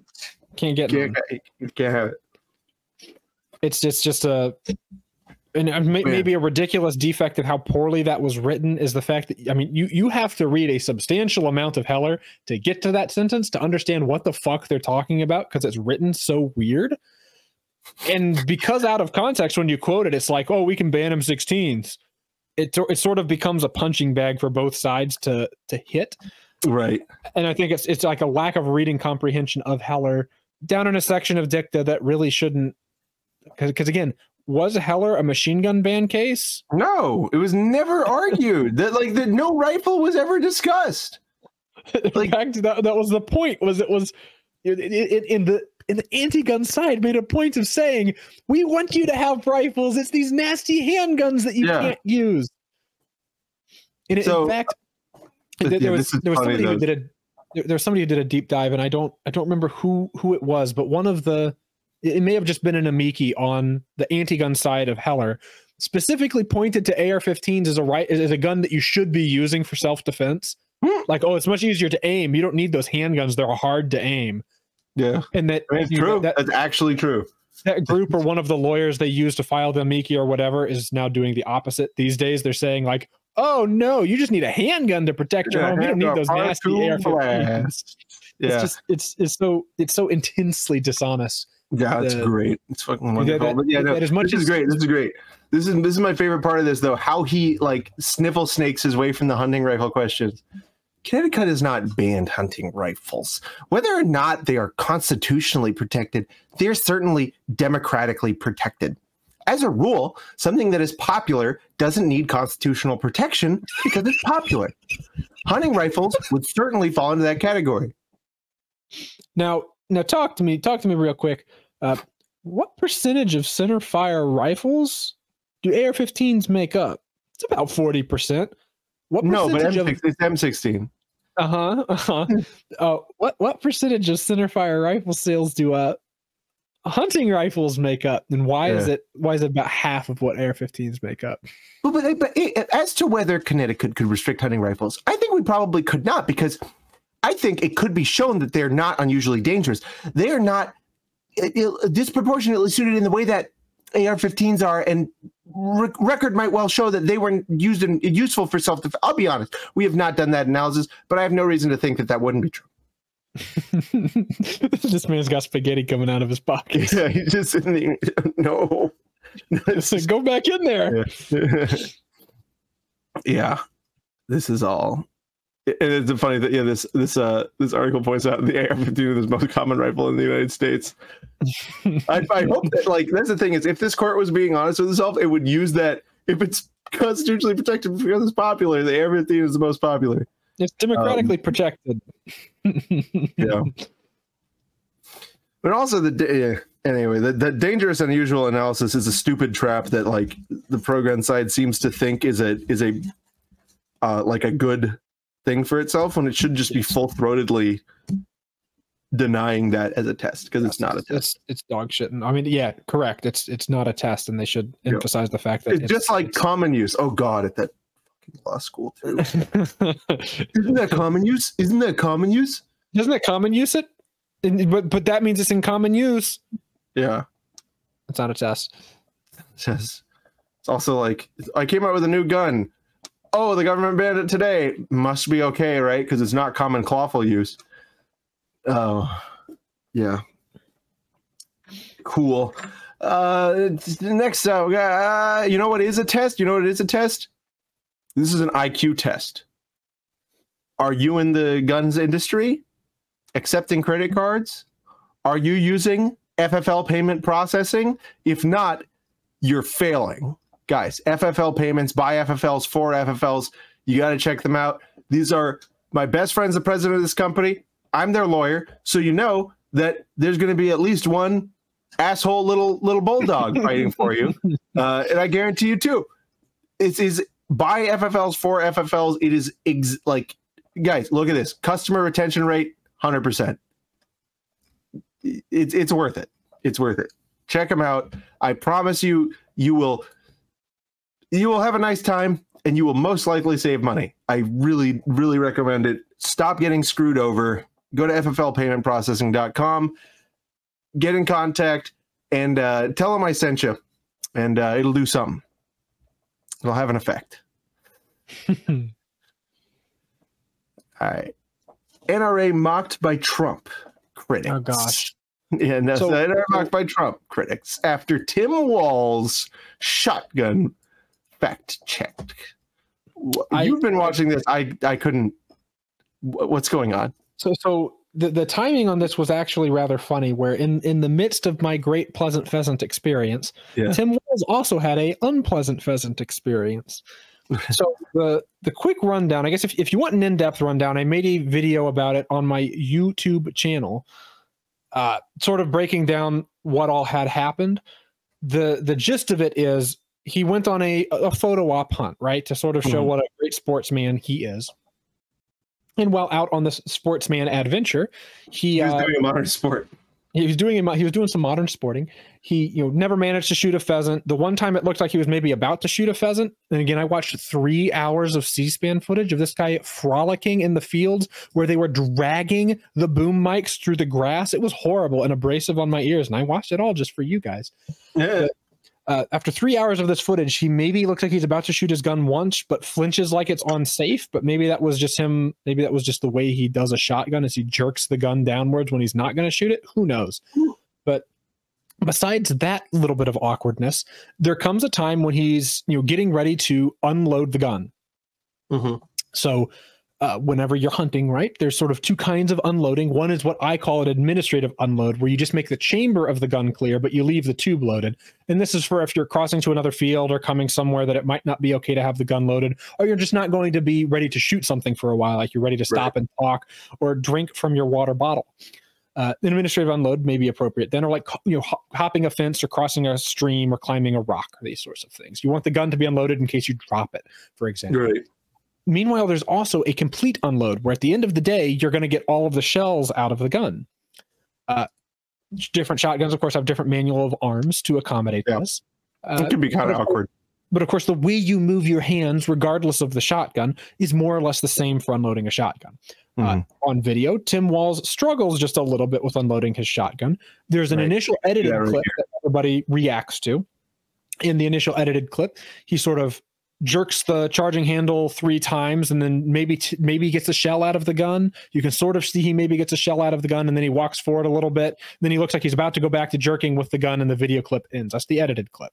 In the full C-SPAN footage, you can see that he gets the first round out of the gun, goes to get the second round out of the gun, struggles those 3 times to get the second round out of the gun. At that point, the gun's empty, and then he struggles to get the bolt locked back, because on the Beretta A400 he's using, you have to push a button before you start pulling the bolt back, and he fumble fucks with that gun to get the bolt locked back. He fumble fucks to get the last shell out of the gun.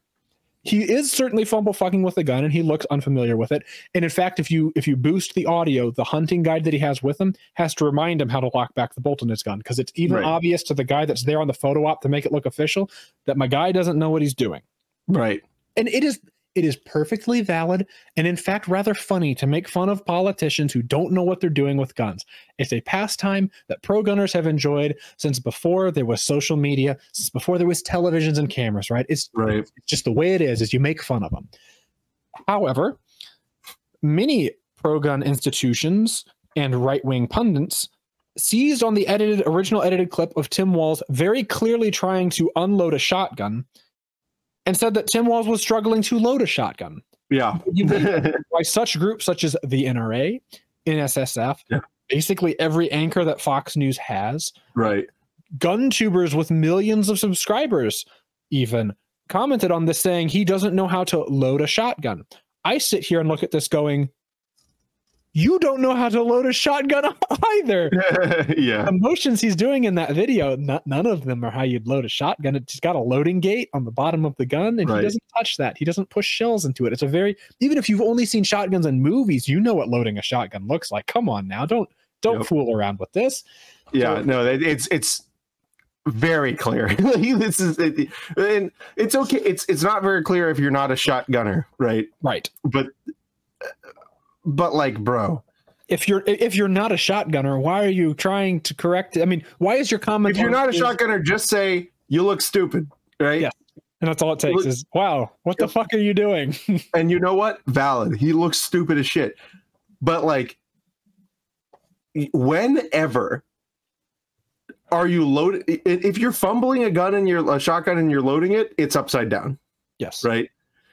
And on top of that, guess what you're not doing? Jerking it off, right?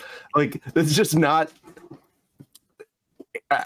it's and like, I guess the point we're making here is that it's not like a minor quibble, or like, oh, technical note if the lever's on the other side, clip instead of mag.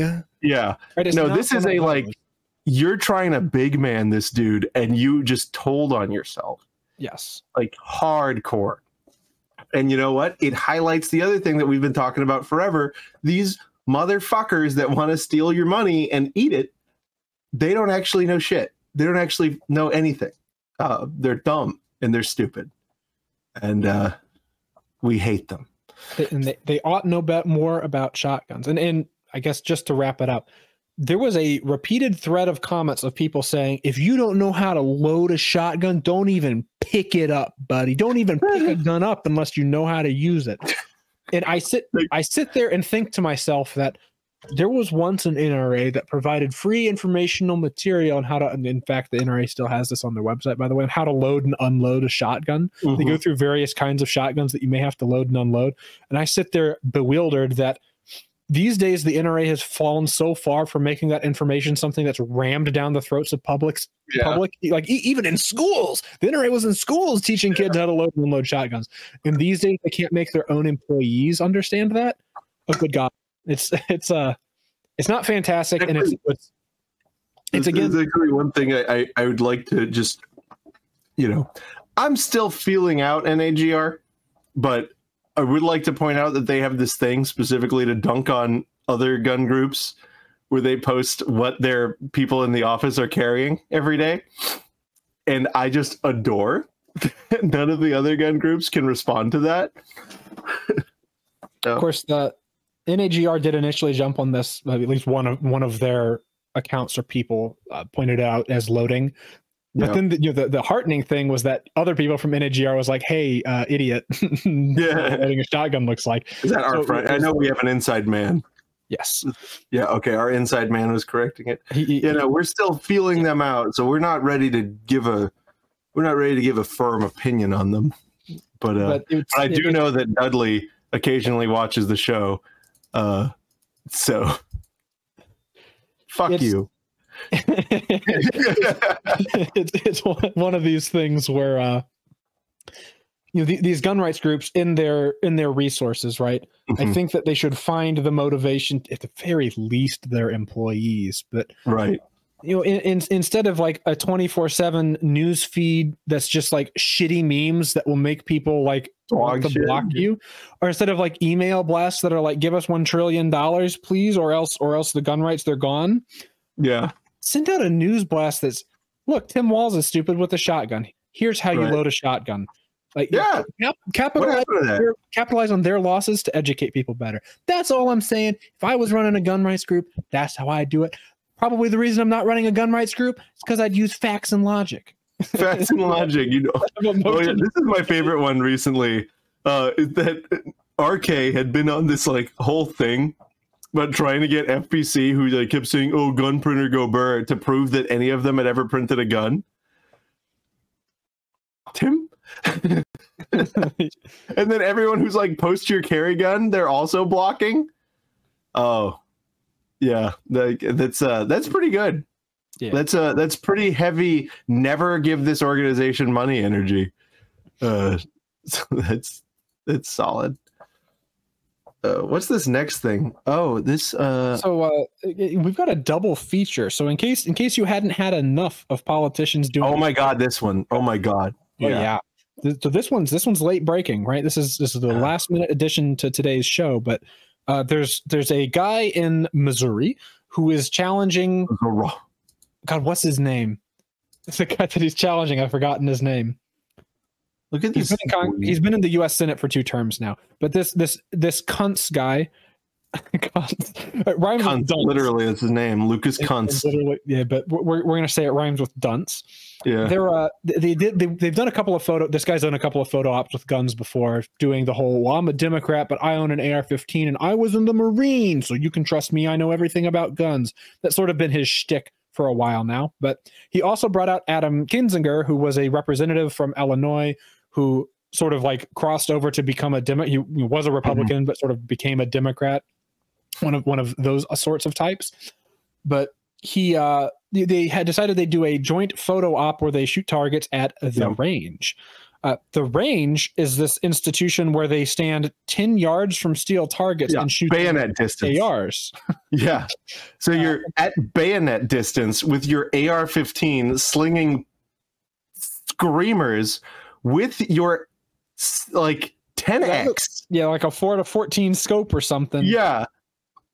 With a grip pod on top of that. Like, it only gets worse, right? And the most uncomfortable looking cheek weld possible. And then look at the other guns here. Like, oh my God, Lord Christ God. What? Quick trip. Oh, Midwest moment. It only gets worse. It only ever gets. At what distance, mein Freund? They got cans of tannerite out on the bench. Yeah, on the bench. Yards. Yeah, when they do like, and there's a woods. So they, oh no. Yeah, and shooting without a backstop, right, is the other fantastic part. Is I mean, this is someone's backyard range, it turns out, right? But like they're just shooting off into the woods. Well, at least there's a substantial depression, right? So, but there's no backstop, which just isn't great for. But so, you know, as you guys who have discharged a firearm might know, when you are shooting like 5.56 Cleveland Screamers at steel, what does the jacket do when it hits the steel? It comes back. Oh yeah, it comes back and injures your friend. And then they like include this as part of the photo op. It gets better than just friend. This was one of the journalists they invited out to film this whole publicity stunt. Yeah.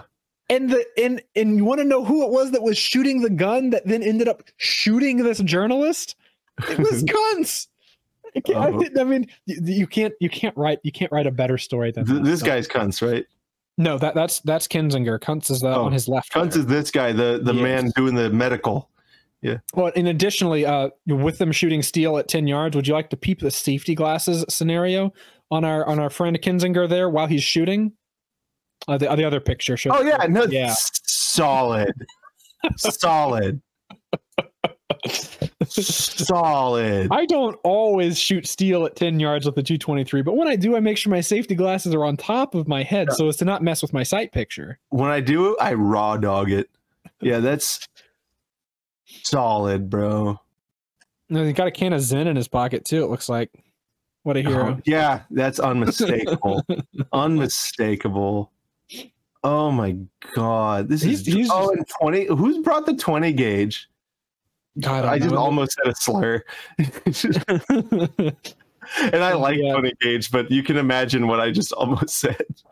And the the ARs here are all like particularly plebeian in their layout. Like for the audio listeners, yeah, it's bad. Let's go right to left. Let's go right to get left. We've got 2 Rustingtons, unmistakably, right? Rustington 870s, best. Rustington 870s in 20 gauge, which, Christ alive! Like, did you actually borrow them from the Boy Scout troop?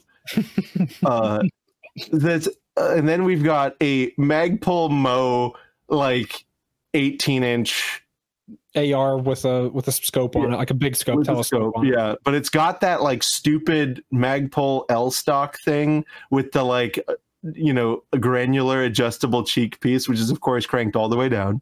Yes. And a foregrip. Then we've got a Rustington 700. I'm not even sure if that's probably is. Yeah, it probably is. My initial thought, just looking at the stock, was that looks like a Savage, but yeah, I was just looking at the bolt, but you got some bolt action with the telescope for their targets here at 15 yards. Yeah, with the scope.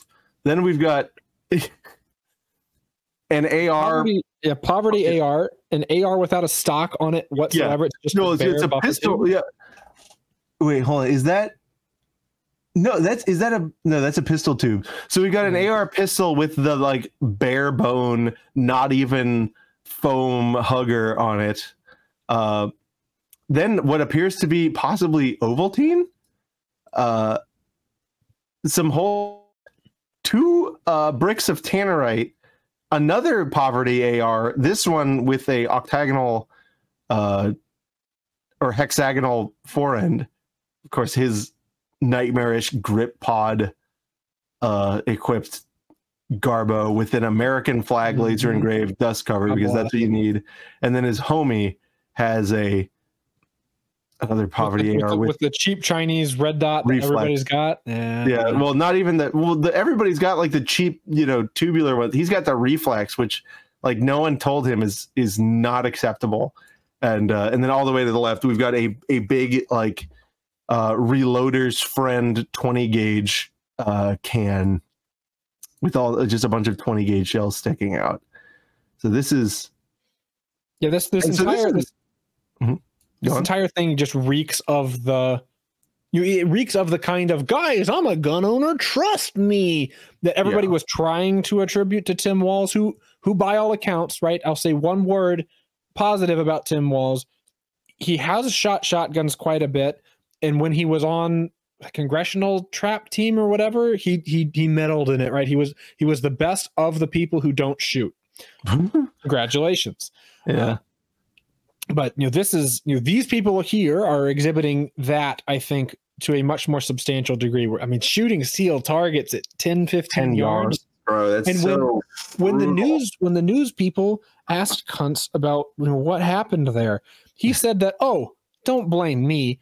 I was just following the rules of the range I was at, which is someone's backyard, shooting into the woods, time-honored Midwest tradition, but shooting into the woods without a backstop at 10 yards with scoped ARs. He's a steel. And if you look at the package of the steel target, they specifically say, hey, dipshit, put me at least 33 yards away if it's soft point and further if it's full metal jacket. Yeah. That's one thing that trips me up. Like, and so the journalist who got hit was fine. There are pictures that I guess we can't show because it's YouTube. You can look them up if you want, but he did bleed a considerable amount. And I know some people were conspiracy theorying like the guy just literally straight up shot the journalist in the arm because there was enough blood. Some people were like, "Oh my God, can a ricochet do that?" Yeah, I mean, a ricochet can do that. Ricochet can sort you out if they're 10 yards. Yeah, they can draw a substantial amount of blood. They can probably not life-threatening, definitely a vision hazard, right? Definitely could take 100% vision. No, a ricochet could kill you at 10 yards. Like, because what if it went for for this guy? Right. If artery. In a final destination sort of situation, like it comes and slices an artery, like hits you right in the jugular and it just finishes you, certainly could happen. But in the vast majority of instances, it may draw a substantial amount of blood, enough blood that those initiated. The point is there's a reason you're not shooting steel that close. Absolutely. Like, it's because all that metal is mad about stopping. And I mean, for reference, right? I've had jackets from rifle rounds come back 100 yards. That at 100 yards, they came back with energy, maybe about as much energy as like an airsoft pellet, but in your eye, that'd make you very sad. At 100 yards, I've had a jacket come back and hit about 3 feet below where the muzzle of the rifle was. Yeah, that's no. And guys, if anything, let that be a lesson. I don't care what, we've seen some accidents. Do not pull the trigger without eye protection. Just don't. Like, not even on a 22. Just don't. It's not worth it. I think that's important, and a lot of people don't get that drilled in enough. Yes. Don't do it. Do not. If you are like, oh, but I can't or whatever, tell you what, send me an email. I will mail you a pair of Sexton interceptors to keep in your truck. Right? Just in case. Just don't do it. Oh my God. I hate Twitter. No way shrapnel flies backwards from shooting down target.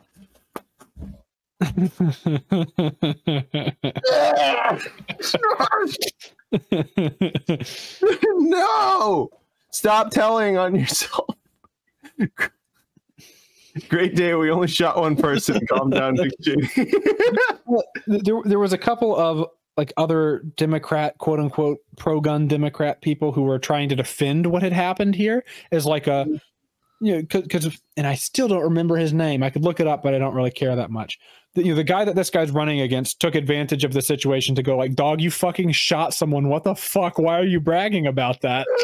And other pro-gun Democrats came to Kuntz's defense to say like, well, he was a Marine. What the fuck do you know? He's here bandaging a guy up after a firearms accident, and you would never do anything like that.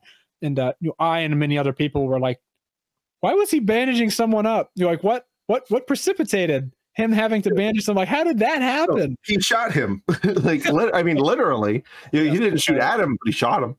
There's like a lack of accountability being taken here because you frankly, right?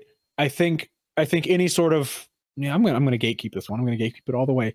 Any sort of quote unquote responsible, honest, respectable gun owner who shot a steel target at 10 yards and fucking wounded someone as a result of it, right? And wounded someone bad enough that you felt you had to break out your Marine training and fucking tourniquet him. First aid kits. He whipped his fucking belt off and tourniqueted this guy, right?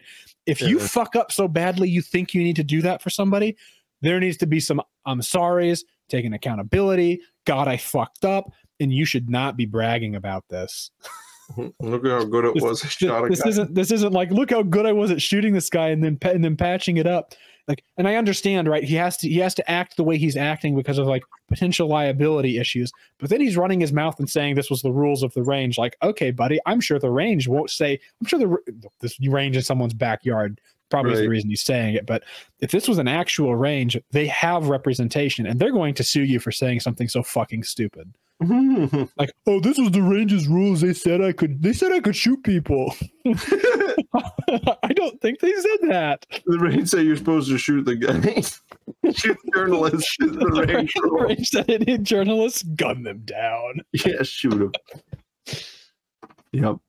All right, guys. Last up, and most good. Patriot Patch company, guys. PatriotPatch.co, longest time supporter of the show. Custom designed patches, apparel, and accessories for any freedom-loving individual. Let's get the latest one. What's on the Patch of the Month Club? Whoa, Attack of the Gun Grabbers. Let's take a look. Live. Rip common sense. Here they come. Look at that. Look at the quality of that patch if it would ever focus. It's a good thing that Joe Biden is a public figure, because otherwise he could trademark his likeness and this patch would be an infringement. Yeah, no, look at that. Look at the level of quality, and each of these little duggers are a unique piece of that nice, soft, chewy PVC. And yeah, here they are. Rip Common Sense, all 3D. Guys, this is a really great value, and you can join the Patch of the Month Club, and you can get a new surprise like this every month in your doorstep for a reasonable price. But on top of that, guys, if you use promotional code this week 15, you're going to get a discount. Or no, I'm sorry, that's not this week 15. It is. I'm sorry, last week. It's Twig 10. If you use promotional code Twig 10 TWIG 10, you get yourself a discount. Guys, just check them out. Check out the clearance section. They got a lot of cool stuff. You need a cleaning mat. Why don't you have a cleaning mat? They got it available right here. So check it out, guys. Patreon, the longest time supporter of the show. Send them some love. All right. So this has been a long feature for you guys. I hope you're happy. Hope you're happy. Yeah, if you're not happy, I'm going to come and fuck you up. If you're not happy, I'm going to make you all different. I'm going to show you what kind of birds this Benelli was designed to hunt. Featherless bipeds. Plato's man. All right, guys. As always, we will see you next time. Hello? Now that it's just me, he'll never know that I have a gun.